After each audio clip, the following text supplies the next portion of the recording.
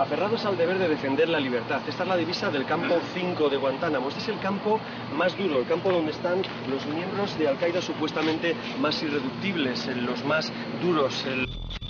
No se preocupen, no se ha ido la señal. He sido censurado por las autoridades de Guantánamo para que no se vea el cerrojo del penal. Bienvenidos a Guantánamo. Vamos a tener una experiencia única conociendo la verdad. Visitar ese agujero negro de la justicia que es la cárcel de Guantánamo, desde luego, es una experiencia única. Acabar conociendo la verdad de esa prisión, como dice el simpático general O'Ferral, de origen puertorriqueño, es otra cosa.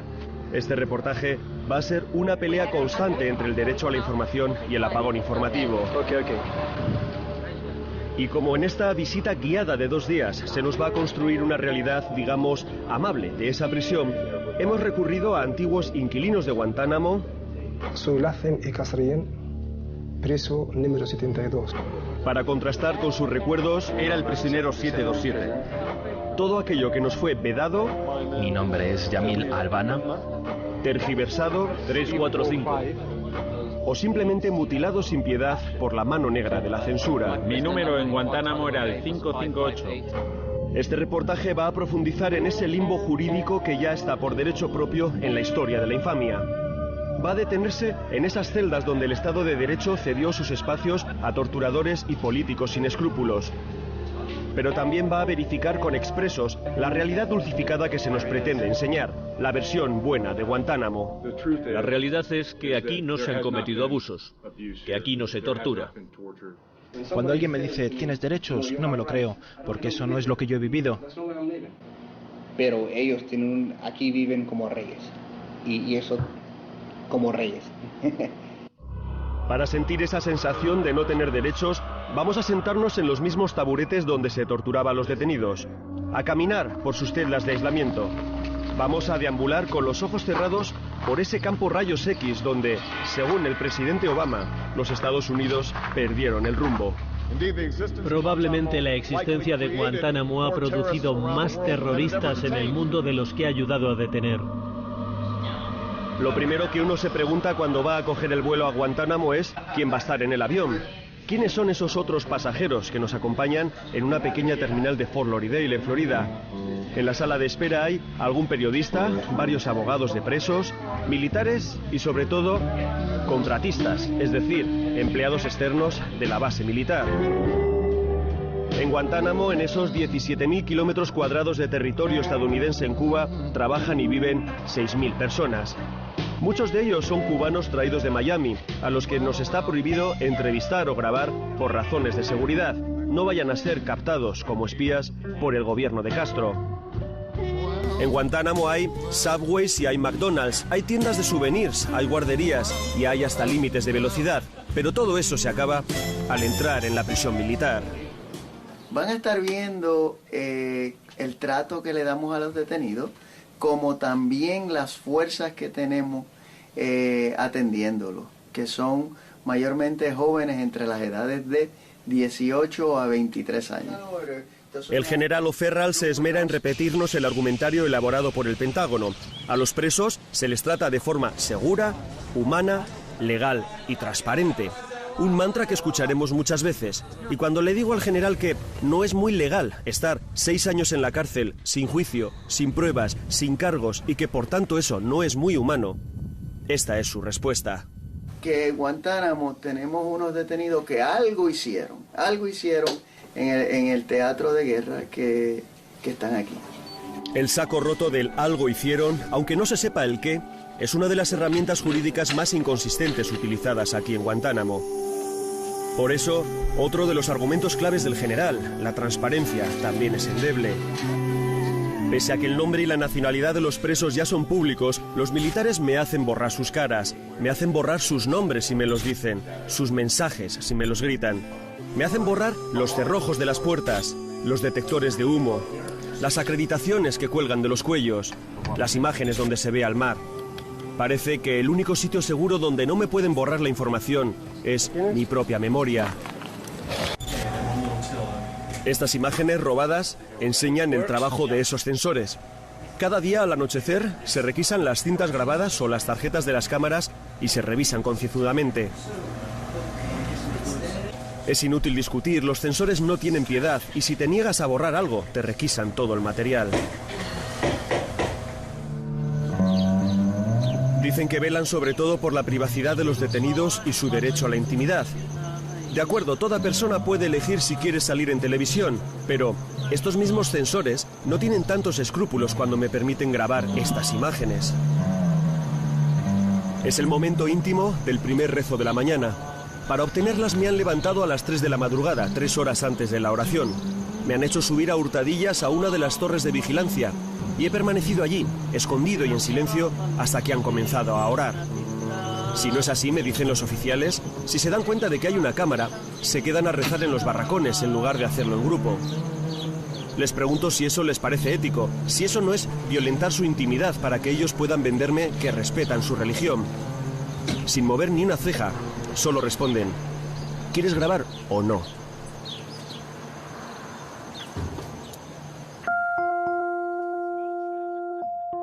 Ahí abajo no queda nadie, excepto ratas gigantes y algunas serpientes.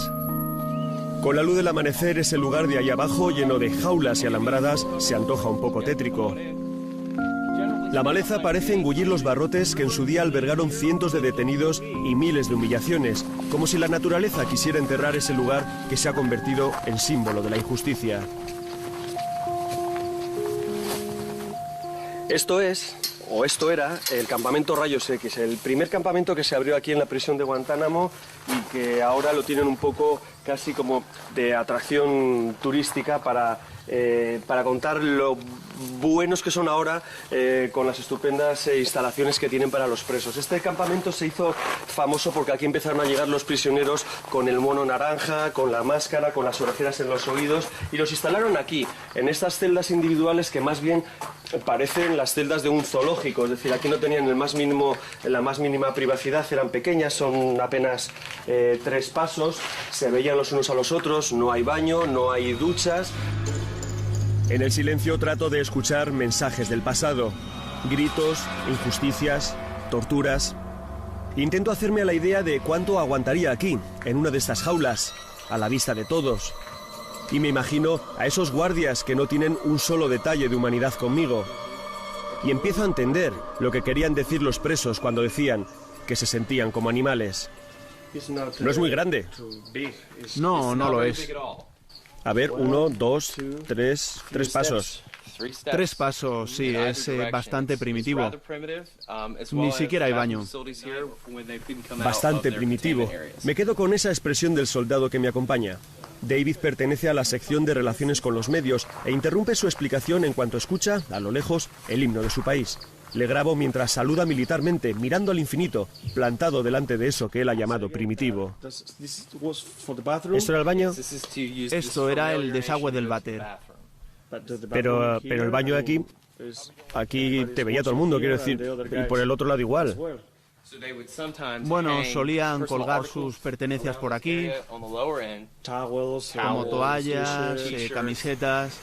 En realidad es un gran campo de concentración, como ya saben los muchos refugiados cubanos que también fueron hacinados aquí en los 90, en la crisis de los balseros.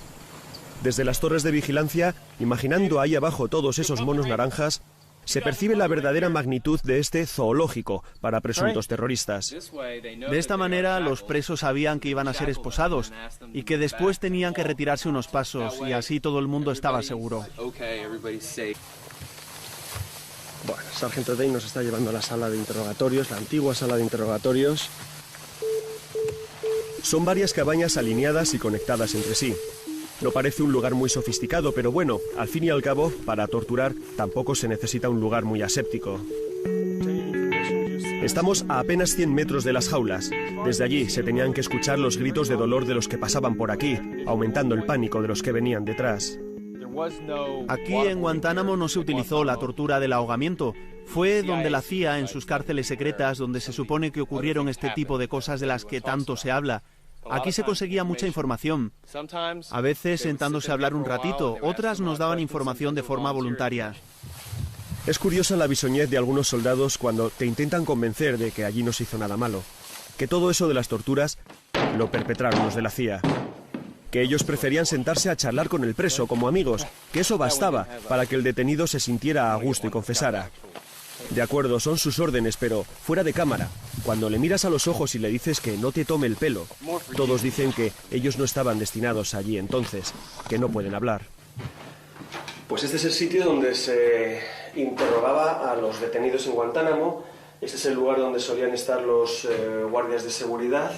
Normalmente el detenido permanecía esposado y aquí se le intentaba sonsacar toda la información que podía dar, la tuviera o no la tuviera. Este es el lugar donde se supone que se torturó durante mucho tiempo a todos estos prisioneros. Son muchos los expresos que han denunciado lo que ocurría allí dentro y varios los informes desclasificados tanto de la CIA como del FBI que describen las torturas autorizadas por la Casa Blanca de entonces y conocidas como técnicas de interrogación reforzadas. Esos interrogatorios técnicamente reforzados a detenidos de alto valor, sin duda, han hecho de nuestro país un lugar más seguro.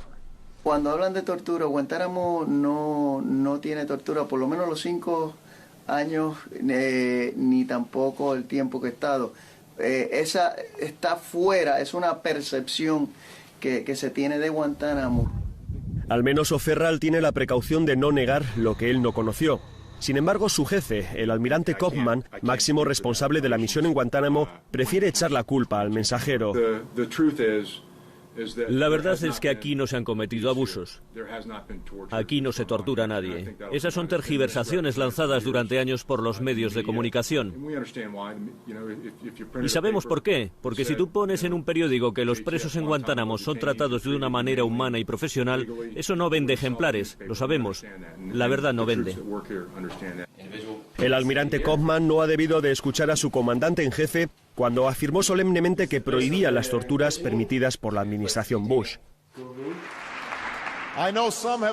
Sé que algunos dicen que métodos brutales como simular el ahogamiento fueron necesarios para mantener nuestra seguridad.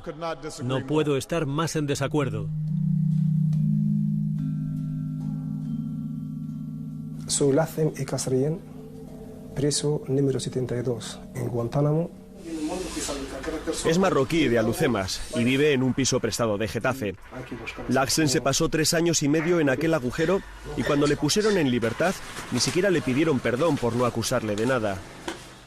Pues mira, tengo la ropa de Guantánamo, si crees que... ¿La ropa de Guantánamo? La ropa de Guantánamo, para que sepas cuál es la ropa de Guantánamo. A ver, el mono naranja famoso de... Las gafas también. Ah, sí. A ver, enséñanos. En Guantánamo durante un año y 3 meses yo solo llevaba este pantalón.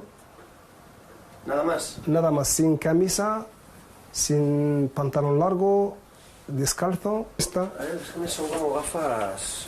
Son de plástico. De plástico, ¿no? Para que no las pudierais utilizar. Como armas. Sin patilla ni nada para que no las pudierais utilizar. Laxen fue declarado combatiente enemigo por Estados Unidos solo porque estaba en Afganistán. Si es de los que hicieron algo, de los que combatieron, el caso es que nunca lo probaron y ahora vive en ese extraño purgatorio en el que unos le miran con lástima y otros se apartan de él con recelo. Te dejan de la calle, todo el mundo no se fía de nosotros ahora porque cada persona con quien yo hablo me dice que tú eres una persona que estabas en Guantánamo peligroso. Los americanos están fabricando la gente más radical por lo que están haciendo. Mientras me enseña cómo le llegaban de censuradas las cartas de su familia, me cuenta todas y cada una de las torturas a las que fue sometido. Con un hablar pausado, Laxen reflexiona ante nuestra cámara sobre los años perdidos, las humillaciones sufridas o su propia gestión del resentimiento y la venganza. Obama lo está diciendo él mismo. La gente, si salen de Guantánamo, va a hacer más represalias contra los americanos. Ojalá que sí. Yo espero... ¿Y en tu caso? En mi caso, radical, yo de verdad, porque cuando yo escucho a una persona que habla inglés, color americano, no lo quiero ni ver. No lo quiero ni ver. Escuchándole uno no sabe si le duelen más las secuelas físicas, ese brazo destrozado por la metralla cuando ya era prisionero en Afganistán, o esos testículos doloridos a base de patadas y más patadas en Guantánamo, Yo estaba encapuchado. o si son peores las cicatrices mentales de la reclusión en condiciones inhumanas. No todos vuelven a sus casas. Algunos, como Laxen, prefieren no regresar a sus países de origen por si acaso vuelven a la cárcel. Otros prefieren la revancha. 1 de cada 4 prisioneros liberados de Guantánamo han retomado las armas contra Estados Unidos en Irak y Afganistán o han cometido atentados suicidas, fruto de un irrefrenable deseo de desquite. ¿Qué hay que hacer para no desmoronarte, para no llegar a pensar en el suicidio? Para quien no piensa en esto, pues como nosotros musulmanes, pues el Corán, rezar y estar siempre leyendo el Corán o cosas de religión así. Probablemente la lectura es lo único que conecta a los presos de Guantánamo con el exterior. La cárcel tiene desde hace años una biblioteca con, dicen, más de 13.000 libros en 18 lenguas diferentes. Es un pequeño barracón gobernado por la bibliotecaria puertorriqueña Rosario Rodríguez. Dice que el puesto le parece una gran oportunidad profesional, pero por si acaso prefiere ocultar su rostro. ¿Tenéis libros en español? Sí, tenemos una sección pequeña en español. Desafortunadamente o afortunadamente, como ustedes lo quieran llamar, ya no hay nadie que hable español, por lo tanto, la sección nunca creció. Porque si no hay quien los lea, ¿para qué comprarlo? Intuyo por su expresión que lo de desafortunadamente ha sido solo un lapsus. Cuando un soldado pretende enseñarme el Quijote, la larga mano del censor se apresura a borrar a Cervantes. ¿Por qué? Veamos la repetición que conseguí salvar. Resulta que el tampón de la biblioteca de Guantánamo debe de ser también una cuestión de seguridad nacional. Don Quijote is approved for the use of forces. En español. Como estas cosas me parecen un poco surrealistas, le pregunto a Rosario a ver si en el apartado de ficción tienen algo de Kafka o de Orwell. Me sonríe y me dice que no, pero que tampoco tienen libros de derecho penal o de derechos humanos, es decir, nada que les pueda ayudar a los presos a darse cuenta de su situación. Todo lo que entra a la biblioteca se va a redactar para estar de acuerdo con las guías militares. Redactar quiere decir censurar de alguna manera, ¿no? Sí, censurar. Quitamos todo lo que hable sobre sexo, pornografía o violencia. En violencia hablamos de que se haya matado a algún soldado. Chicas en bikinis se le ponen blackout. Sí, le ponen en negritas, un rotulador, porque ellos encuentran eso ofensivo para el Islam. Curioseo en la sección de literatura árabe, donde hay clásicos como Las Mil y Una Noches o los estudios coránicos de Buhari, y me fijo en El viaje del hijo de Fátuma, del novel egipcio Naguib Mahfouz. Un libro de aventuras y viajes en el que el joven protagonista va descubriendo otros países y sus formas de gobierno. Me dicen que es muy solicitado. Según Rosario, los libros más pedidos son los de Harry Potter. La miro con cara de sorpresa. Quizás responde es por esa dialéctica entre el bien y el mal, entre el joven mago incomprendido y el malvado Voldemort. Un soldado a mi lado se ríe y comenta en alto que para los presos, ese Voldemort, el que no debe de ser nombrado, sería George Bush. ¿Saben cuál es el otro gran bestseller de la biblioteca de Guantánamo? La biografía de Obama. Creemos que sea no solamente porque sea el primer presidente de color, sino porque tiene raíces musulmanes. La mayor parte de los libros están en árabe y pastún, uno de los idiomas afganos, y se revisan constantemente para que los reclusos no se pasen mensajes. Rosario dice que los presos leen mucho, que cada uno tiene al menos 4 libros a la vez, que es una vía de escape mental para ellos y que incluso algunos han aprendido a leer en prisión. Guantánamo no tiene demasiada buena prensa en muchas partes del mundo. ¿Crees que puede tener algún tipo de estigma que te marque a ti también, de alguna manera? No voy a contestar eso. ¿Prefieres no contestar? A preguntas personales, Rosario se encierra en sí misma. Habla de su trabajo sin pasión, sin entusiasmo, casi con remordimiento. La cultura es luz, es conocimiento, pero aquí es otro instrumento más de premio, de castigo. Hacer las peticiones, nos dice quiénes son, dónde se encuentran y qué libros quieren. Porque los libros se dan o se retiran, dependiendo de cómo se porte el preso.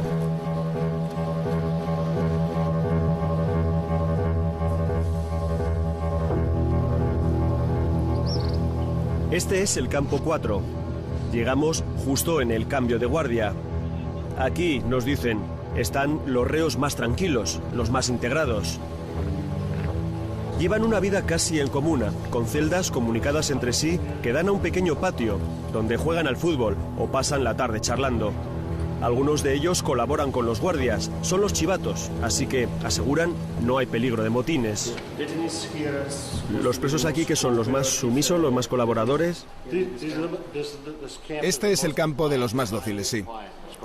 ¿Y establecen algún tipo de relación con los presos?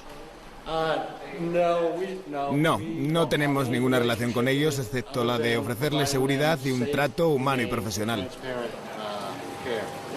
Para este comandante, el trato humano es, por ejemplo, dejarles ver la tele. Casi siempre películas de dibujos animados. Nada de dramas, amores o temas bélicos. Nada de sexo. Todo muy básico, casi infantil. Y si alguno se altera en el aula, para eso están los grilletes. Les sentamos en la silla y les encadenamos a las anillas del suelo.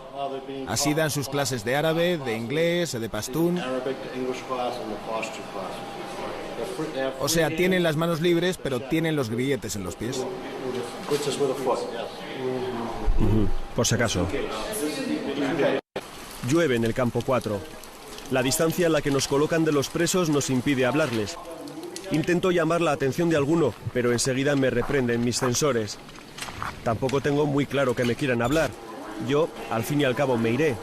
Ellos se quedan, y las posibles represalias también. ¿Saben el nombre de los detenidos?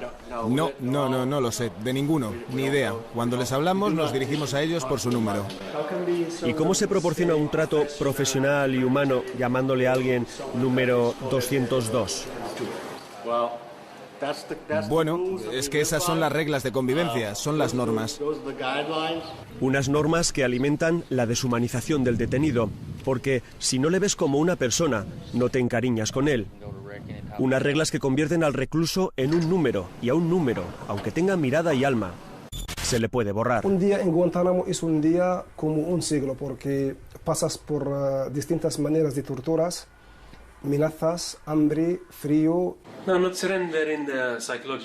Desde el punto de vista psicológico, nunca nos rendimos. Intentamos no tener miedo a los golpes, a las palizas, a sus métodos. Es muy importante que no te rompan, que no te hundas. Le falta la visión de un ojo desde que se lo rociaron con un spray de pimienta en su propia celda. Tiene la nariz torcida porque le rompieron el tabique nasal en un interrogatorio. Se llama... Mi nombre es Omar de Galles, preso 727. Estuve en Guantánamo durante 5 años y medio. Omar es de origen libio y vive en Brighton, al sur de Gran Bretaña, con su familia. Desde que salió de Guantánamo vive dedicado a intentar cerrar esa prisión y que se compense a muchos inocentes por la aberración jurídica de haber estado allí encerrados, sin juicio. Guantánamo representa lo peor de los Estados Unidos. Representa la ausencia de los derechos, del imperio de la ley, de las libertades de las que habla ese país, de la libertad de expresión, el Estado de Derecho o los derechos humanos. De Galles colabora ahora con la organización Reprieve, Indulto, con sede en Londres, una ONG que ha batallado desde hace años para dar asistencia jurídica a los presos de Guantánamo.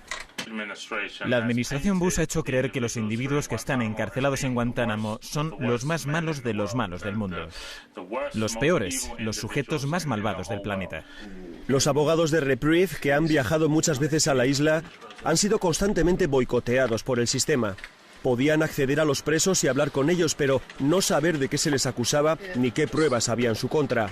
Aún así preparaban su defensa, pero nunca llegaban ante un juez o un jurado. La conclusión, me aseguran, es que todo lo que tienen contra muchos de los presos se ha obtenido bajo tortura. Por eso no hay juicios, porque cualquier tribunal, si no es militar, va a tumbar la instrucción. Si torturas a alguien, ¿qué es lo que consigues? Consigues que te den la información que quieres oír, la que quieres que te den. Pero confiesas para que te paren la tortura. Esto explica la maldad de todo el sistema. No solo es inmoral, sino que además es políticamente estúpido.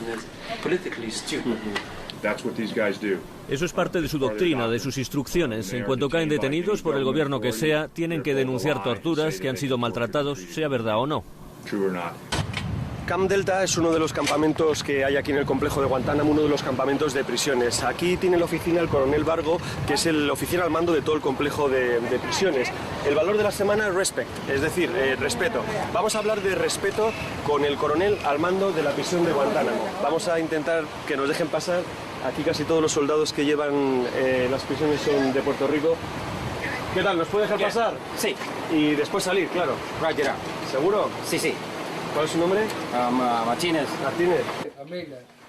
Este es el coronel Bruce Vargo, el encargado de sacar información operativa de los presos y trasladarla a las divisiones de inteligencia. Él dirige a los interrogadores. Hasta la escolta que me acompaña me advierte de que el coronel es un tipo duro, como los de las películas, dice. En Guantánamo nunca ha habido ahogamientos simulados. No es verdad, es una falsedad.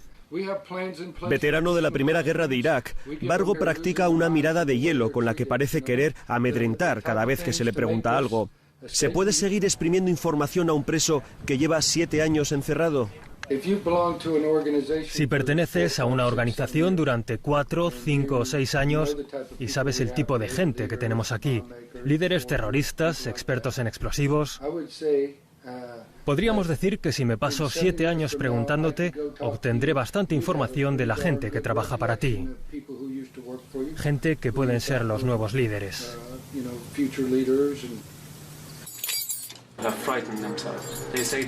Crean su propia mentalidad del miedo. Les dicen a los guardias, estos tipos son peligrosísimos. Están muy preparados, saben artes marciales, son inteligentes y son los más malos de los malos. Son terroristas, asesinos peligrosos, pueden hacer cuchillos con papel de periódico o bombas con cualquier cosa. Los guardias llegaban acojonados. Recuerdo que cuando venían 4 o 5 se empujaban entre ellos para entrar en la celda. Tenían miedo de mí. No, yo no tengo miedo de ellos, me dice el sargento Roberto, de origen mexicano. Cuenta que como no estuvo ni en Afganistán ni en Irak, le pareció que este puesto voluntario de guardia en Guantánamo era una buena forma de servir a su país. Le pregunto si son los 1.800 euros que cobra al mes lo que le atrae de este destino. Bueno, para nosotros es algo muy bueno por la carrera. Los pagan más para venir para acá, los dan puntos para nuestros exámenes, para el rango que sigue.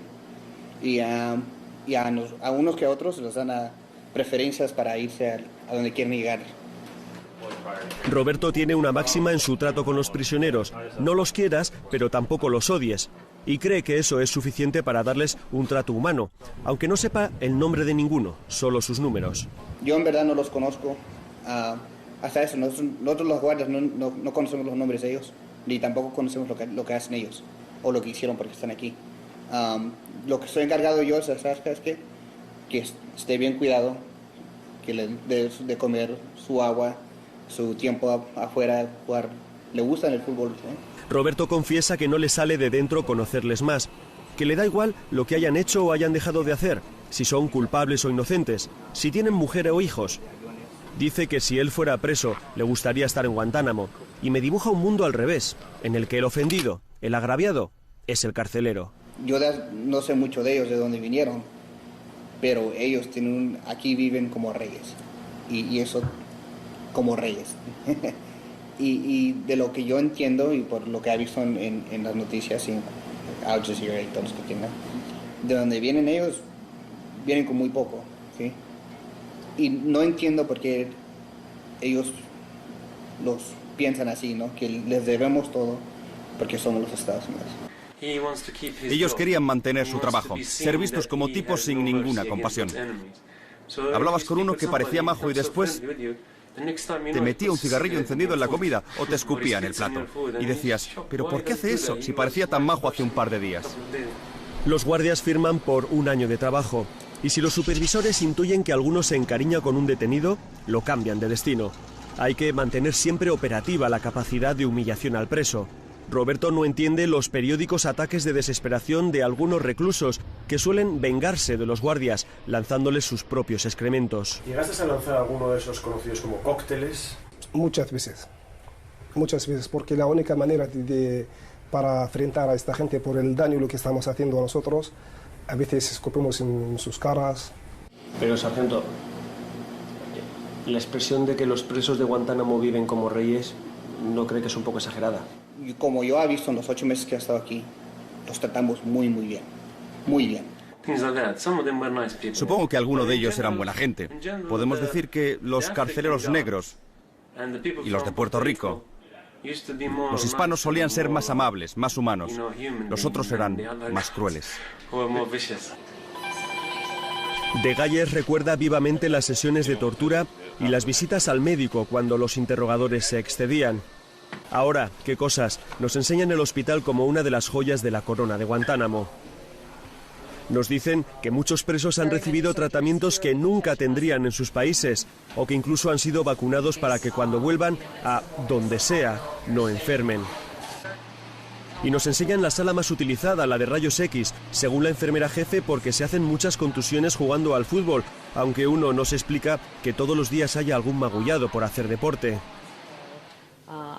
La visita guiada por el hospital incluye una explicación sobre cómo alimentan a los presos por sonda cada vez que se ponen en huelga de hambre, o un vistazo a la unidad de cuidados intensivos. 2 camas rodeadas de una verja y en las que se escucha un constante y perturbador ruido de agua fluyendo. Esto lo llamamos ruido blanco. Con ello conseguimos que el paciente no escuche nuestras conversaciones. Dice la enfermera que se utiliza en clínicas psiquiátricas para desestresar, pero este ruido blanco, más que relajar, inquieta. La CIA, según los papeles desclasificados, lo utiliza como arma de tortura sensorial, como la música estridente, la luz encendida 24 horas o la luz apagada durante todo el día. Por ejemplo, cuando entro en una habitación o en cualquier lugar y alguien apaga la luz, siento automáticamente que vuelvo a esa prisión oscura y enseguida quiero salir. Binjan Mohamed, mirada perdida y voz quebrada, es uno de los expresos que más tiempo ha pasado dentro. Su abogado me dice que no le pregunte demasiado y que sobre todo no le haga recordar. Binjan es alto y muy delgado, casi quebradizo. Sus compañeros de cautiverio recuerdan que era uno de los que peor lo pasó, que estuvo aislado mucho tiempo, interrogado constantemente. Su ficha dice que pudo haber sido entrenado para fabricar bombas sucias de uranio empobrecido, una confesión que él dice que le fue arrancada a base de torturas. Cuando alguien me dice tienes derechos, no me lo creo, porque eso no es lo que yo he vivido. Muchísimos de los detenidos son completamente inocentes. No son terroristas. No han combatido, no son enemigos de los Estados Unidos. Estaban en el sitio equivocado en el momento equivocado. Y eso lo hemos probado una y otra vez. David Fracht, comandante del Ejército del Aire y abogado, dice que no tiene ningún conflicto de intereses entre su cargo militar y su encargo de defender a presos. Habla de Guantánamo como un agujero negro legal, uno de los capítulos más negros de la historia de Estados Unidos. Obtener declaraciones bajo tortura, dice, eso no es americano. Tenía 2 clientes en Guantánamo y uno de ellos acaba de ser liberado. Es Mohamed Jawad, el joven afgano que supuestamente tenía 14 años cuando fue capturado. Ha regresado a Kabul después de 7 años de encierro. Legalmente, el caso no era difícil. Lo que más le costó a Fracht fue ganarse su confianza. Si te ven como el enemigo, no van a confiar en ti. Porque han sido maltratados y torturados por gente que lleva tu mismo uniforme. El uniforme del ejército de los Estados Unidos. Fracht consiguió demostrar ante una comisión militar que el joven no era ningún criminal de guerra. Más difícil lo tiene con su otro cliente, un alto mando de Al-Qaeda en Yemen. No fui nunca capaz de establecer esa confianza. Me dijo, yo soy de Al-Qaeda, tú eres mi enemigo. No te acepto como mi abogado. No quiero que me ayudes, lárgate.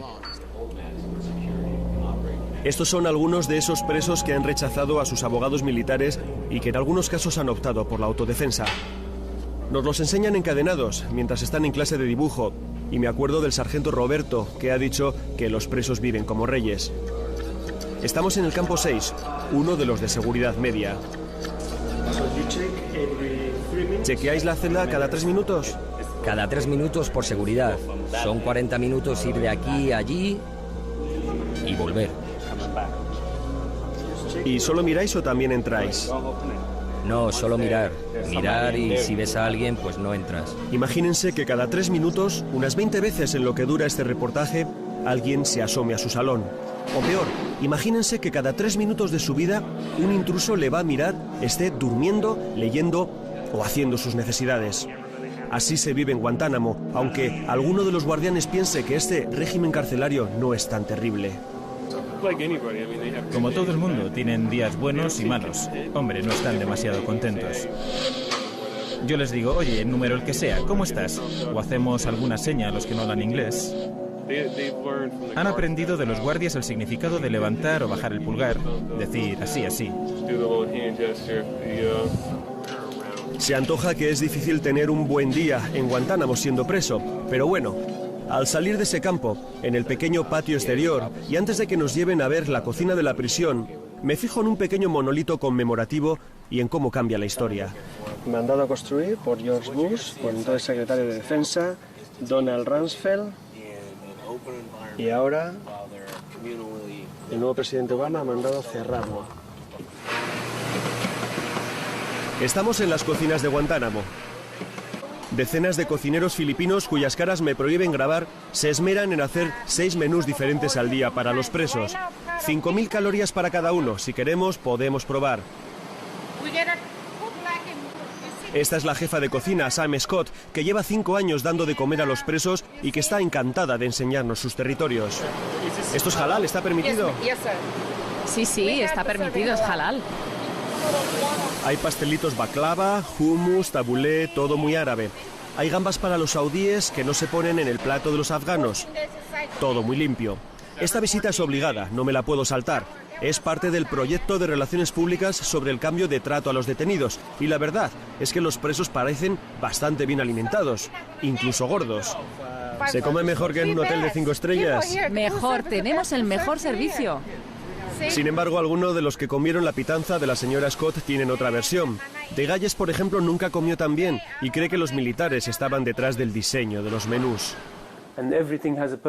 Todo se hace con un propósito allí en Guantánamo. No hay nada al azar o por casualidad. Hasta los sobres de sopa que te dan o la comida. Unas veces la traen hecha, otras cruda. Unas veces sosa y otras muy salada. Según la señora Scott, muchas veces presos y soldados comparten el mismo menú. Este es el comedor de la base. Lo de estas bandejas sale supuestamente de los mismos fogones que la comida de los presos. En todos los comedores militares siempre hay una mesa vacía que representa a los desaparecidos, es decir, a los desaparecidos en acción y a los prisioneros de guerra. Siempre hay un plato vacío que lo recuerda, hay un poco de limón en representación de la amargura de esa desaparición y un poquito de sal que representa las lágrimas vertidas por los familiares de esos que no están porque están prisioneros por algún conflicto. Es curioso que esta mesa también esté aquí en la prisión de Guantánamo, donde seguramente habrá muchas familias que también están llorando por los detenidos que están aquí sin juicio alguno. Esto es lo que a un preso del campo 5 le dejan ver 1 hora al día. Este es su único horizonte cuando le sacan a pasear de su celda. Aquí en este Camp 5 es donde están los presos más duros y algunos de los miembros de Al-Qaeda más relevantes. Aquí las condiciones son muy severas, es el campo con el nivel máximo de seguridad. Tenemos que entrar rápido y salir igual de rápido. Y por supuesto que no se nos ocurra mirar dentro de las celdas, detenernos por nuestra cuenta o entablar contacto con los detenidos.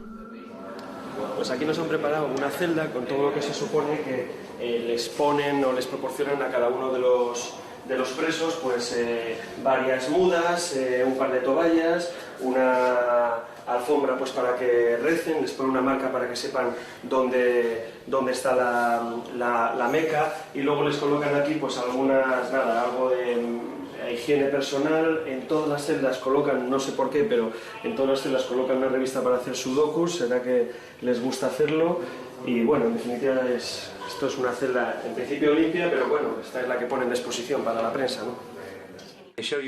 Te enseñarán algunos presos desde lejos, algunas celdas. Te ponen ropa limpia para que la grabes, cosas que llevan los presos pero que jamás hemos visto.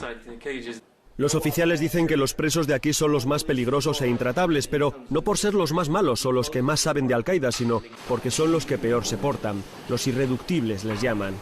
Mientras trato de memorizar todo lo que veo y evito grabar aquello que luego me puedan censurar, me acuerdo de lo que me dijo Laxen sobre el campo 5.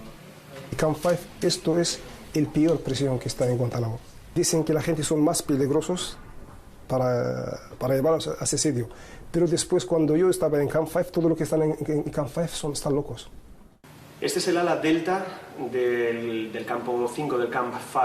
Ahora está vacío, pero ha estado lleno hasta hace muy poco. El resto de las salas siguen ocupadas. Aquí el tiempo pasa de manera muy relativa. El tiempo se cuenta cada 3 minutos, que es cuando los guardianes abren las puertas para vigilar a los presos y evitar cualquier tipo de suicidio. Los grilletes en el suelo junto a este sofá, para ver la tele de vez en cuando y en soledad, dan una idea de las condiciones de aislamiento del Camp 5. Cuando salimos a ver las jaulas del patio me insisten en que grabe la flecha que indica dónde está la Meca, y es entonces cuando escucho los golpes y los gritos y me sacan de allí.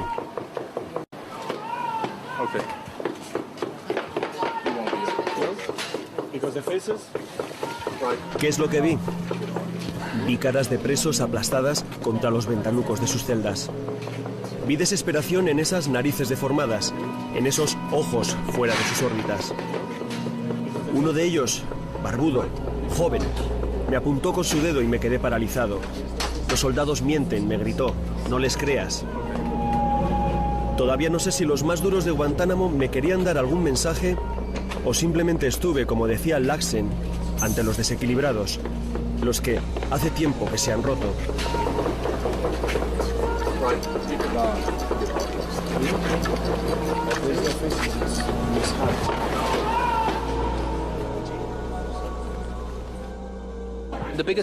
El mayor problema para cualquiera que sale de la cárcel de Guantánamo es que muy poca gente va a darse cuenta de lo que esa persona arrastra. Poca gente va a entender que esa persona ha sido golpeada, torturada, humillada, degradada. Moissan Beg, británico, tenía una familia que le esperaba en Birmingham y un entorno que lo arropó cuando salió de Guantánamo. Fue capturado en Pakistán, acusado de haber hecho transferencias de dinero a cuentas sospechosas. Para cualquiera que salga de Guantánamo, el estigma de ser considerado terrorista no te lo quita nadie. Moissan me cita en un lugar curioso de Londres, el Frontline, la línea del frente, un club de periodistas de guerra. Beg es el portavoz de Justicia para Guantánamo, una organización de antiguos presos que lucha por sacar a los que quedan dentro y por integrar en la sociedad a los que salen, porque la marca de Guantánamo perdura en el tiempo. Como dicen muchos, te puedes cambiar de trabajo o de ciudad, pero al final alguien se acordará de ti o atará cabos. Muchos de los capturados en Afganistán fueron entregados a la CIA por señores de la guerra a cambio de la recompensa. Si no eras afgano, eras de Al-Qaeda, no podía ser de otra manera. Todos, en su día, fueron calificados como combatientes enemigos. Si eres considerado combatiente ilegal, significa que no vas a ser tratado como un prisionero de guerra, pero no significa que seas un criminal de guerra. Y la administración Bush consideró que cualquiera que combatiera era un criminal de guerra. La definición, combatiente enemigo, es el individuo que fue miembro o apoyó a los talibanes, o a Al-Qaeda o a organizaciones similares que combaten contra Estados Unidos. El capitán Bauer tiene que leer. Ni siquiera se sabe de memoria qué es un combatiente enemigo, aunque él se encarga de asignar ese estatus, que es como decir el de preso indefinido y sin derechos. Él decide quién pasa de ser posible malo a ser muy malo y se revisa cada 2 años en tribunales militares.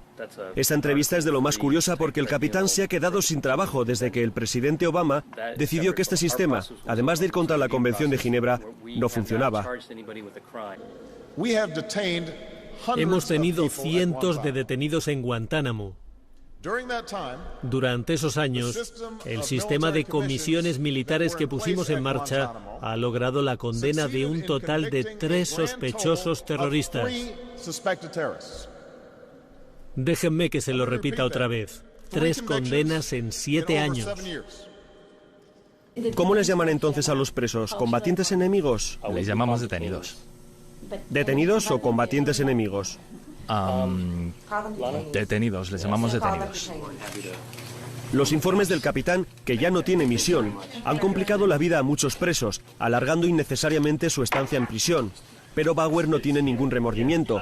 Hizo, asegura, lo que se le ordenó, aunque ya ni a su antiguo vicepresidente Dick Cheney le importa mucho cómo se llame a los presos. Lo importante son las políticas, no las palabras. ¿Que no quiere llamarles combatientes enemigos? Vale, llámeles como quiera, pero por favor, no los traiga a los Estados Unidos. Y es que el trabajo del capitán Bauer ha calado en la opinión pública norteamericana, porque ya hay muchos que creen que en Guantánamo solo hay peligrosos terroristas. Son terroristas y han hecho algo. Se puede discutir sobre el concepto de qué es hacer algo y sobre todo de si hay que buscar pruebas de ese algo. Desde luego no todos los que están en Guantánamo son angelitos, pero sí que hay muchos cuya presencia en Afganistán era circunstancial y cuyas evidencias en contra parten exclusivamente de ser un extranjero en el país de los talibanes. Bueno, una cosa es si hicieron algo en la guerra y otra que seas acusado de hacer algo. Por tanto, y como dice el coronel Bargo con ironía, cuando se captura a un enemigo en el campo de batalla no se le leen sus derechos. Si estaban allí, seguro que eran de los malos. Este soy yo. Este soy yo.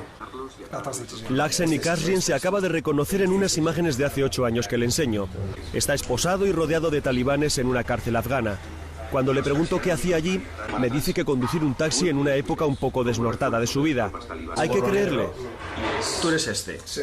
Laxen y Kasrin. Y estás delante del americano, del miembro de la CIA que os estaba interrogando y que es el que fallece. Sí. Sí. Porque después sacó una pistola, mató a unas personas y había uno, saltó encima de él, sacó su pistola, lo mató. Laxen insiste en que fue capturado por error, que fue vendido a los americanos para cobrar la recompensa, que él no era ni talibán ni de Al-Qaeda. El caso es que esas imágenes le muestran junto a la gente de la CIA que les interrogaba y que minutos después fue asesinado en un motín. Si hizo algo o si solo corrió para salvar su vida, como confiesa, queda para su conciencia. Otro ejemplo es este guerrillero entrenado por los combatientes chechenos, el actual Omar de Galles. La policía española cree que sí, aunque él nos asegura que no. Sea o no sea, nadie demostró nunca nada, y que tengan que pasar 6 años en Guantánamo, por si acaso, no parece ni muy justo ni muy equilibrado. De hecho, ha sido el propio presidente estadounidense el que ha dicho que con Guantánamo los Estados Unidos perdieron el rumbo. Estamos intentando arreglar algo que es simplemente un desastre, un experimento equivocado que nos ha dejado una estela de desafíos legales. No creo que este sitio sea un desastre. No creo que el presidente haya utilizado esas palabras, aunque no recuerdo sus palabras exactas. Esto es un centro de detención muy profesional. Parece haber una percepción ahí fuera de que Guantánamo es ese sitio construido en, no sé, en el país de nunca jamás o algo así. Y no es eso. Podrá parecer mentira, pero a pesar de el control al que estamos siendo sometidos aquí en la base militar de Guantánamo, a pesar de la férrea censura con la que estamos siendo constantemente humillados, nadie, ni uno solo de los soldados, ni uno solo de los guardianes, ni uno solo de los censores se ha dado cuenta de que el dibujo de esta camiseta representa la imagen de la justicia, pero boca abajo. Podrá parecer gracioso o podrá parecer dramático, pero desgraciadamente parece que este es el concepto de legalidad que impera aquí, en la base militar de Guantánamo. Obama quiere cerrar Guantánamo en el 2010. Los militares llevan meses preparando la evacuación de la prisión y el traslado de los presos. Pero, aunque el presidente corrija como pretende el rumbo, ¿qué hacer con los otros Guantánamos? Con barcos como el USA Bataan, que suele atracar en Mallorca y por cuyas bodegas han pasado al menos 9 detenidos. ¿Qué hacer con las prisiones secretas de las bases de Bagrán o Diego García? ¿O con las cárceles subcontratadas en países que no entienden de derechos humanos? El cierre de Guantánamo significa que se apaga el foco de luz, pero hay otros muchos hombres en otros lugares en la misma situación que se vivía en Guantánamo al principio, entre 2001 y 2002. Gente que necesita desesperadamente un abogado, alguien que le represente. Nadie habla de ellos y se les trata mucho peor que en Guantánamo. ¿Qué ocurre, por ejemplo, con el hispano-sirio Mustafa Sedmarian, uno de los supuestos líderes intelectuales de Al-Qaeda, convertido en un prisionero fantasma desde su detención en Pakistán hace 4 años?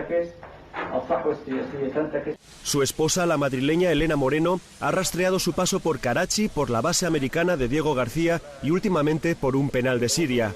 Todo a base de confidencias de exdetenidos que coincidieron con él. Nos vemos con Elena en un lugar del Golfo Pérsico que no quiere revelar. No saber si su marido está vivo o muerto, no poder, como dice, ofrecerle un juicio justo, lleva a Elena a desesperadas conclusiones. Ojalá pudiera estar mi marido en Guantánamo. Por lo menos podría saber que está. Por lo menos podría saber que sigue vivo. Una reflexión desoladora que ilustra lo difícil que va a ser para el presidente Obama recuperar ese norte del Estado de Derecho. Puede que consiga cerrar Guantánamo, el lugar donde los humanos dejaron de tener derechos, pero ¿qué hará con todos los prisioneros fantasmas que ha producido esa lucha global contra el terrorismo?